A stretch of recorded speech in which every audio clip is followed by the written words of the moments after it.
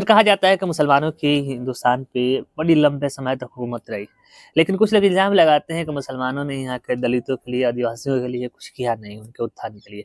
तो सर क्या सच्चाई है? आप इतिहास के बड़े स्कॉलर हैं, थोड़ा हमारे व्यूअर्स को बताइए। देखिए दलितों, आदिवासियों या शूद्र धर्म के लोगों के लिए जो आज के ओबीसी हैं, उनके लिए मुसलमानों ने बहुत कुछ किया है, अच्छा। जिसको आमतौर पर लोग जानते नहीं हैं। एक एग्जाम्पल लीजिए संत रविदास को। संत रविदास को दिल्ली बुलाकर सुल्तान सिकंदर लोदी ने 500 बीघा जमीन दी, अच्छा। वो भी दिल्ली में। इंडियन एक्सप्रेस अंग्रेजी का अखबार है, कोई हिंदी का तथाकथित नहीं है जो चमत्कारों की बात करता है। तो इंडियन एक्सप्रेस अखबार है, उसमें ये बात छपी है कि सुल्तान सिकंदर लोदी ने 500 बीघा जमीन दिल्ली में दिया था। आज की वो जमीन खरबों रुपए की होगी, अरबों नहीं, बिल्कुल। खरबों रुपए की होगी। तो उसी को लेके जो उसी जमीन पे मंदिर बना हुआ था, तो उसको लेके आज से कुछ साल पहले काफी वाद विवाद भी हुए थे। आप मीडिया में देखे होंगे। राइट। दलित लोगों ने उस पे आंदोलन भी किया था। राइट। आप संत रविदास की जयंती आ रही है, इस मौके पर आप पूछ रहे हैं, तो आप ये भी देखिए कि संत रविदास इतने लंबे समय तक जिंदा रहे और उन्होंने जात पात, छूत अछूत या कुछ लोग कहते हैं कि हिंदू धर्म के खिलाफ उन्होंने बोला। आखिर ऐसा कैसे मुमकिन था? इससे पहले किसी ने तो बोला नहीं।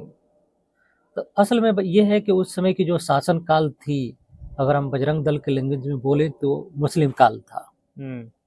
तो उन मुस्लिम बादशाहों ने इन लोअर कास्ट के जो लोग थे, संत थे, चाहे संतो कबीर हो गए या नानक हो गए या संत रविदास, इन्हें उन्होंने सेफ्टी और सिक्योरिटी को फराहम किया उनकी सेफ्टी के लिए।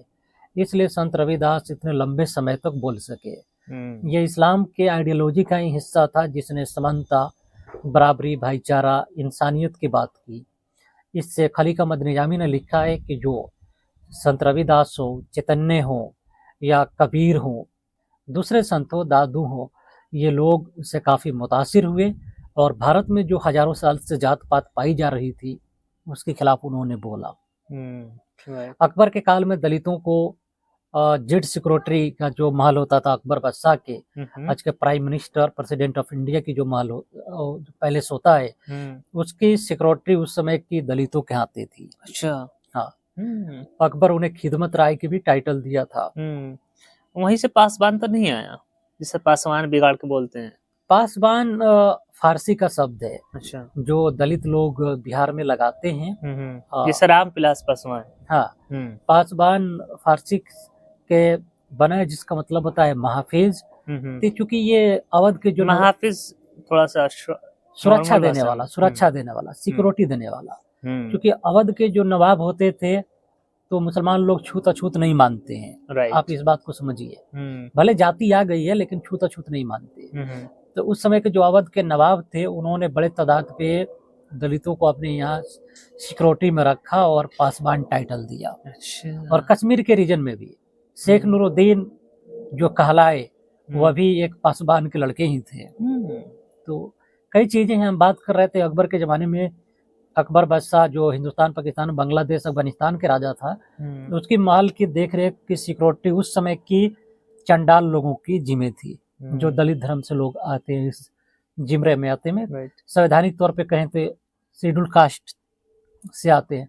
तो बड़े तादाद पे बड़े बड़े उस समय के गवर्नर, फौजी अफसर, ये दलित और ओबीसी के लोग बने। तो उस पर कभी चर्चा हम डिटेल से करेंगे। राइट।